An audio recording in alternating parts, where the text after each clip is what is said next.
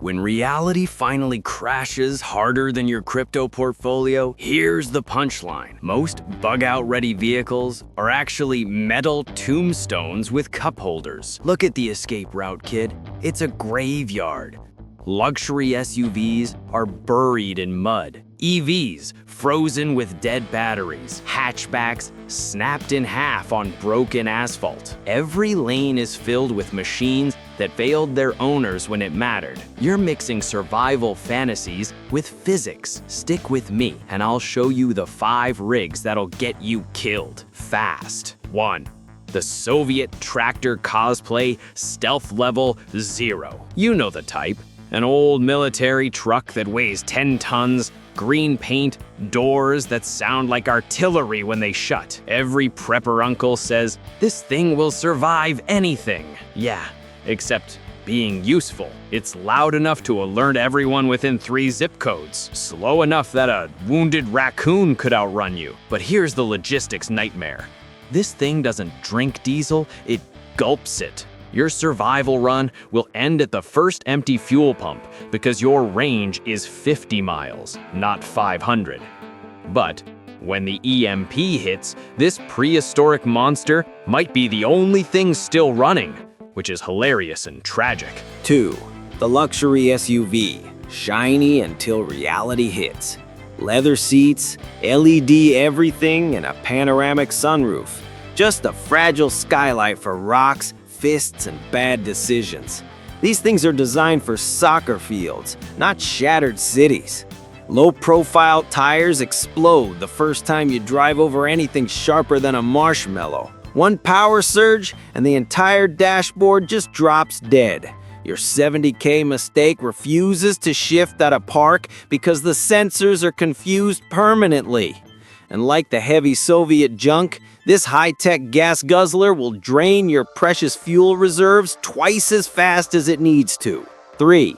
The full EV, great until the grid dies. Electric cars are brilliant when civilization works.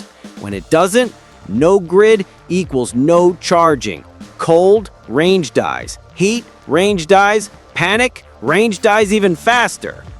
And when your battery hits 0%, you now own a 5,000-pound lawn ornament, blocking the only escape route. In a real evacuation, guess who gets abandoned first? The EV owner is praying for a miracle charging station. Number 4, the tiny hatchback. Cargo space, never heard of her. These little cars are adorable. Cheap, fuel-efficient, fun, and absolutely useless in a disaster.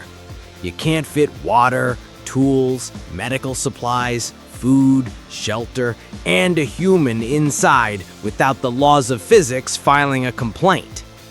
Listen, one crack in the asphalt or one piece of debris and your low-slung chassis becomes a metal snag.